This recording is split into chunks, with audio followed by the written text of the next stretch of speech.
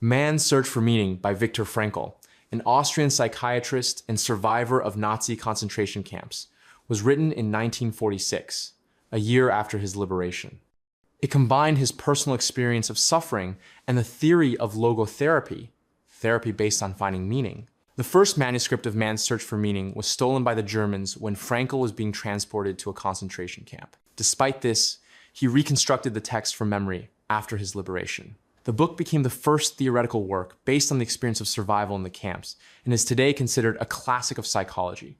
With over 10 million copies sold, Frankl continued to practice logotherapy until the age of 92, working until his death in 1997.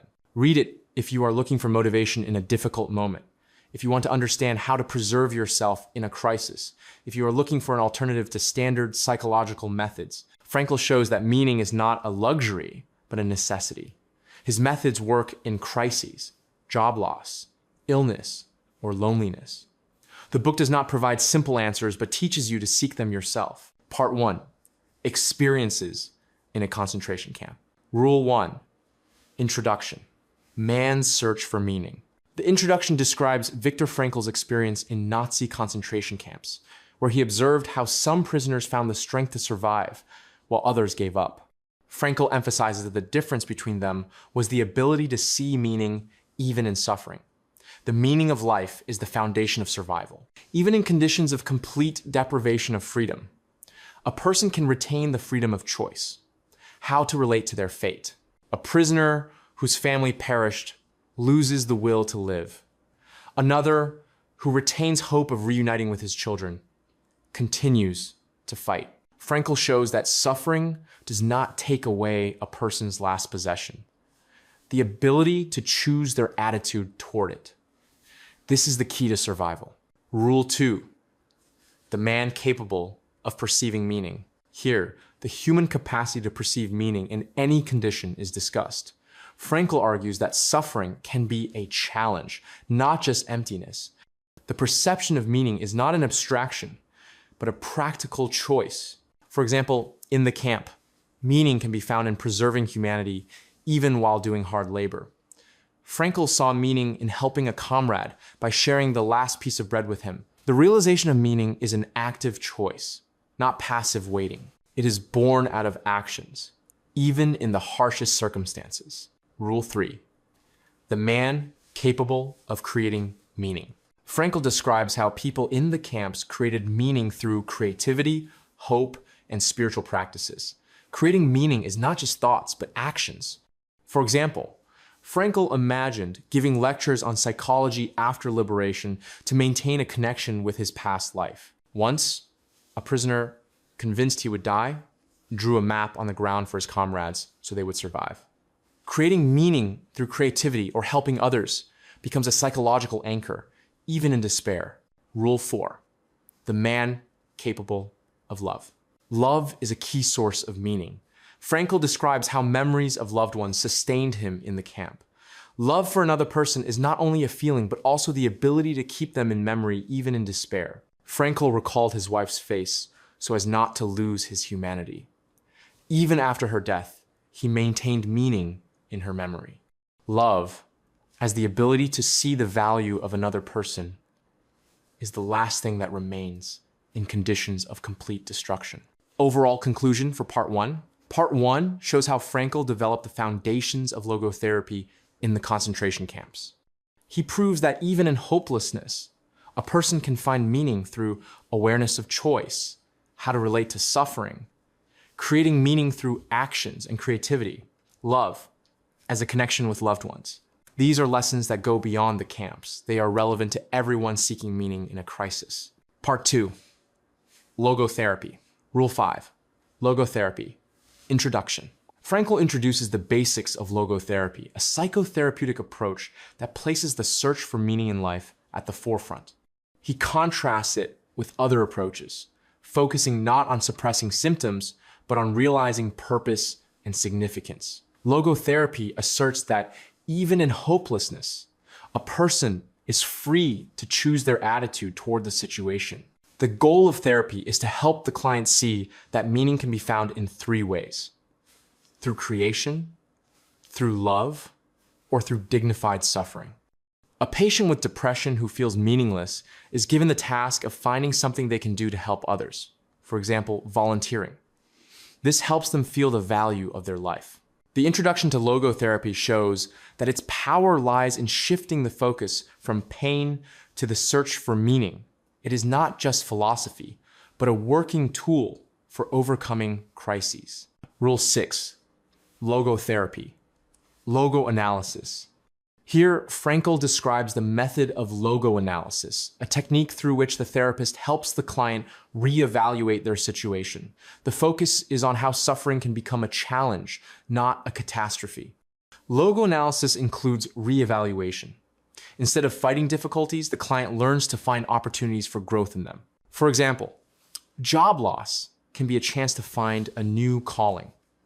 A man who lost his job realizes through logo analysis that he can now dedicate himself to writing the book he dreamed of. Suffering turns into an impetus for creativity. Logo analysis is not the suppression of negativity, but the reevaluation of it as part of the path to meaning.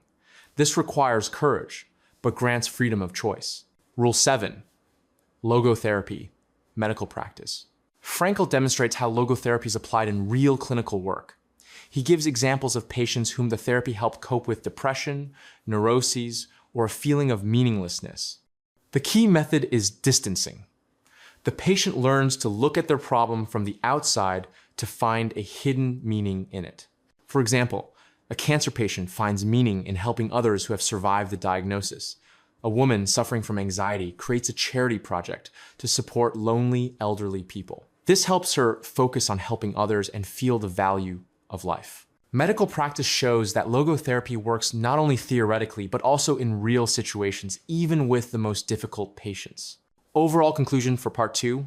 Part 2 builds a bridge between Frankl's experience in the camps and his theory of logotherapy. It proves that logo analysis is not just analysis, but the reevaluation of life through the prism of meaning. Medical practice demonstrates how the method helps overcome illnesses and crises. Freedom of choice, even in pain, is the key principle that makes logotherapy universal. This part transforms Frankl's personal experience into a system accessible to everyone who seeks strength in the realization of purpose. Part 3, clinical cases and logo analysis. Rule 8, clinical case 1, anxiety. Frankl describes a patient suffering from generalized anxiety that paralyzes his life. The anxiety is not related to a specific threat, which makes it especially tormenting. Anxiety arises when a person loses connection with their meaning. Logotherapy suggests finding an activity that restores a sense of purpose. For example, the patient is given the task of starting a creative project to shift focus from worry to action. A man afraid of the future begins to write a novel. Creativity immerses him in the process, and anxiety subsides as he focuses on creating something meaningful. Anxiety is not an enemy, but a signal that life requires a search for meaning. Logotherapy does not eliminate anxiety, but shows how to use it as an impetus for finding meaning. Rule 9, clinical case 2, neuroses. Frankl examines a patient with neurosis, which manifests in recurring phobias and rituals. Traditional therapy does not help, as neurosis is a cry of the soul, requiring understanding, not suppression. Neurosis arises when a person tries to avoid pain, but this only exacerbates the problem. Logotherapy suggests accepting neurosis as a challenge to find its hidden meaning. For example, a phobia of darkness can be a metaphor for the fear of darkness in one's personal life. A woman afraid of the dark realizes that her fear is connected to a feeling of loneliness. She begins to participate in group projects, which helps overcome isolation. Neurosis is not a weakness, but an attempt of the soul to express that something important has been missed. Logotherapy helps decipher its message. Rule 10, clinical case. 3, inferiority and depression. A description of a case with a patient who became disabled after an injury and fell into depression, considering himself useless. Depression is often connected to a feeling of meaninglessness. Logotherapy suggests finding a new path to purpose. even with limitations. For example, a disabled person can find meaning in writing memoirs or helping others with similar problems. A patient who lost his sight begins to teach the blind to write in Braille. This restores his sense of worth despite the loss. Physical or mental inferiority does not negate the possibility of finding meaning. Meaning is not something external, but a choice that is always available. Rule 11, clinical case 4, terminal illness.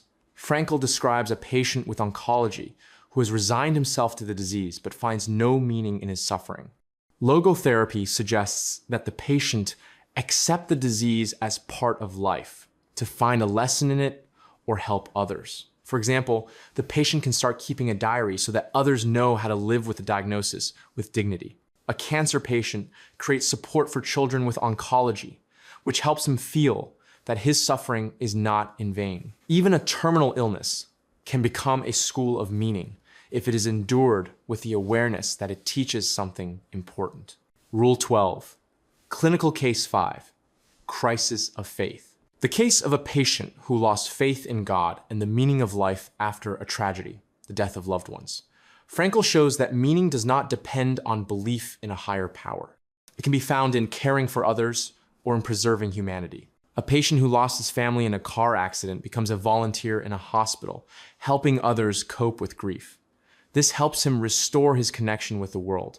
The loss of faith does not negate the possibility of finding meaning. It can be plot-driven, related to specific actions in the here and now. Overall conclusion for Part 3. Part 3 demonstrates how logotherapy works in real situations. Anxiety and neuroses are not enemies, but signs that the meaning of life requires reevaluation. Depression and illness can become a springboard to new goals if they are endured consciously. Logo analysis shows that even in hopelessness, there are opportunities for choice and creation. This part turns Frankl's abstract ideas into practice, proving meaning is not a given, but a path that everyone can choose. This is such a wonderful book. I have compiled a separate list of all the important theses from this book, along with all the techniques and tools, and created a step-by-step action plan that you can immediately implement in your life. You can get all this in my community, Place of Power. There, you will find a detailed text analysis with similar lists for each book being reviewed. The community has already thoroughly analyzed and made available to you hundreds of world bestsellers, with a new analysis released every day. Follow the link in the description and use it.